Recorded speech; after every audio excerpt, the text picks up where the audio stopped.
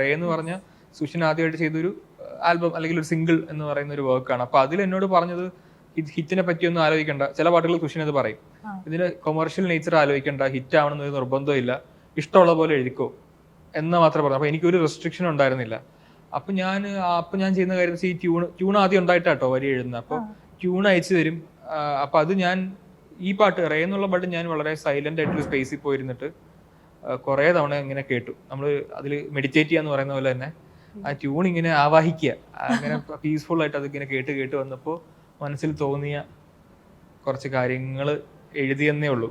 അപ്പോൾ ഒരു self discovery ആണ് ശരിക്കും ആ പാട്ടിന്റെ ഒരു തീമായിട്ട് ഞാനത് കണ്ടത്. എൻ്റെ ഇന്റർപ്രിട്ടേഷന് വിട്ടു വന്നു. അപ്പൊ അതാണ് ഞാൻ അതിന്റെ അടുത്ത സ്റ്റാൻസിൽ ഈ പുറംതോടിനുള്ളിൽ നുഴയും മണലെ, നമ്മൾ ഈ മുത്തുണ്ടാവുന്നതിന്റെ ഒരു പ്രോസസ്സ് ഉണ്ടല്ലോ. അപ്പോൾ അതിന്റെ ഒരു ഔട്ടർ ഷെല്ലിന്റെ അകത്തേക്ക് കടലിൽ ഒരു മണൽ കയറുന്നു. ആ മണൽ അകത്തേക്ക് പോയിട്ട് ഒരു ഏലിയൻ ആണ് ഈ മണല്. അപ്പൊ അത് ഇതിന്റെ അകത്തേക്ക് പോയിട്ട് ഫ്യൂസ് ആയിട്ടാണ് ശരിക്കും അതിന്റെ ഉള്ളില് ഈ നമ്മുടെ പേൾ ഫോം ചെയ്യുന്നത്. അപ്പൊ ആ പേൾ ഫോർമേഷൻ ആണ് എനിക്ക് പെട്ടെന്ന് ഓർമ്മ വന്നത്.